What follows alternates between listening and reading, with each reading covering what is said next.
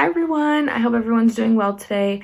I'm Nichole. I'm currently a senior in high school right now, and the purpose of this video is to just show you guys some of the basics about the alto saxophone. So first thing I'm going to start off is how to have proper embouchure. Trust me, embouchure is one of the most important things when playing the alto saxophone or any saxophone just in general. And the first thing you want to do is know how to properly place your reed. You want to make sure that you put the reed obviously where it's supposed to be on the mouthpiece, the placement right here. Put your reed up until you see very little of the black part of the mouthpiece. It's going to be a lot easier to blow into your instrument rather than if you put it very high so you can't see the black part of the mouthpiece. It's going to be very difficult to put air in your instrument.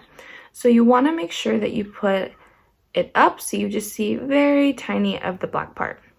And then you want to go ahead and put your ligature on, and make sure you don't put the ligature on too tight because it's simply just there to hold the reed in place, so you don't need to do that. So once you have it in place, a little trick that I used to do when I started playing saxophone is you get any sort of piece of paper and you want to carefully put it in between the reed and the mouthpiece, and it'll stop about right there.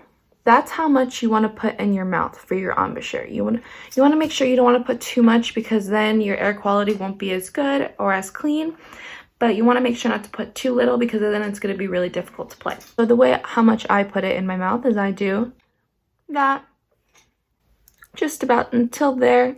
So like I said, it's a lot easier way to just take a piece of paper than to put it in, and that way you'll know exactly how to put how much you need to put in your mouth. Another thing is that you need to be careful of is that this little cork piece right here on how much you put actually your mouthpiece on your alto saxophone.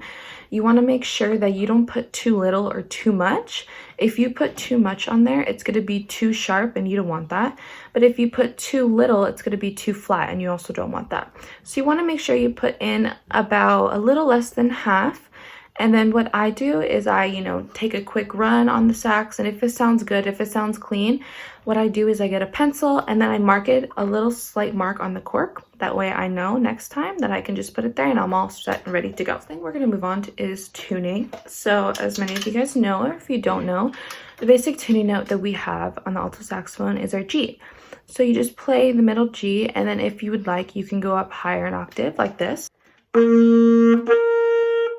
Or you can just play just middle G. So that is really the most common way to tune the alto saxophone. You want to make sure it obviously gets a little tricky if you're obviously new to the instrument. You won't know if it's sharp or flat, but just the easiest way, the way I find it, is get a tuner on your phone, get a tuner off of Amazon, and just keep practicing until that natural sound of that good tuning note becomes familiar to you. And then one other note that the alto saxophone does have will be the F sharp.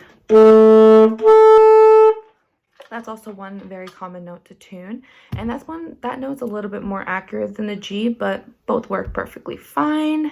The idea of tuning isn't how loud you are, it's about just the quality of airflow that you have, and airflow is very important when you play the alto saxophone.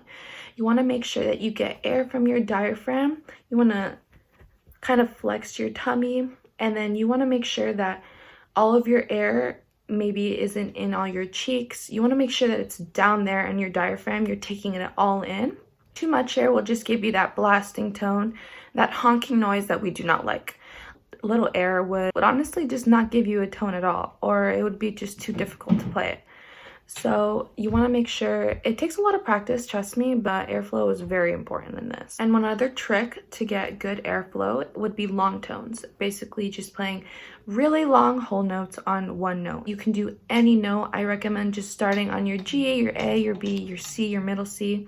Any of those notes will help tremendously. You start, with the middle volume, and then you can go a little quieter. And the quieter you go, the more the air you require. And that's also really contradicting because a lot of people think that if you want to play quieter, you put less air, but it's the complete opposite.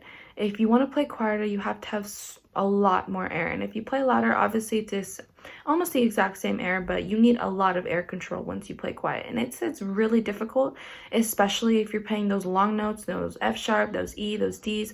Those low notes are extremely difficult if you do not have good airflow because, like I said previously, you're just gonna have that honking noise. And we do not want that. We want that beautiful tone, we want that beautiful airflow.